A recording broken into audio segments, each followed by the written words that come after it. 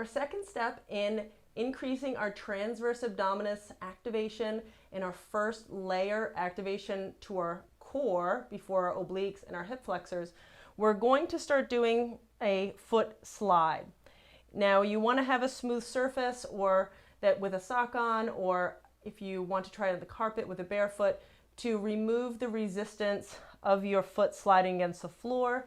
This is going to be the easiest step in moving forward. And what we're trying to do is actually engage the transverse abdominis, activate it to stabilize our pelvis and our lower back, and we're going to then move our hips. So we're going to disassociate our hip motion from our ability to stabilize our pelvis and our lower back. If that's not happening, or you're not aware of it, or it's too weak, as you go to move the leg straight out, the pelvis is just going to dip down and roll with that leg as it's extending.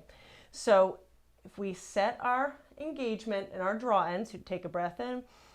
As you blow out, just let your rib cage naturally translate down towards your pelvis. So you're not rocking your hips or anything. Everything stays neutral. So blowing out, translating down, you should feel that under your belly button. So we're just going to try to maintain that as best we can.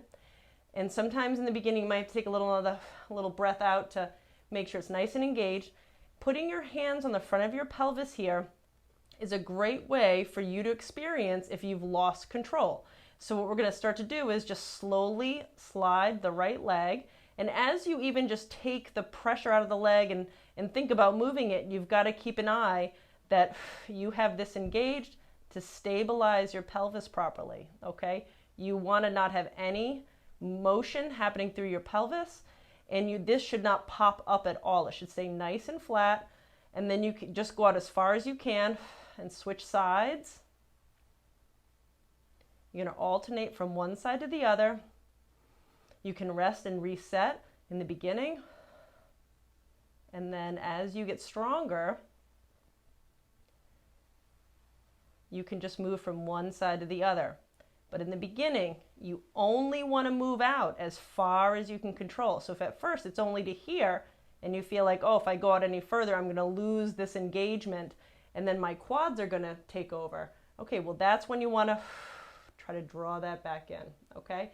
So you want to try to not use your quads. Think about your quads being relaxed. All the work is happening from here, and your spine is just in neutral. You're not smashing it into the floor, and you're not letting it lift up, okay?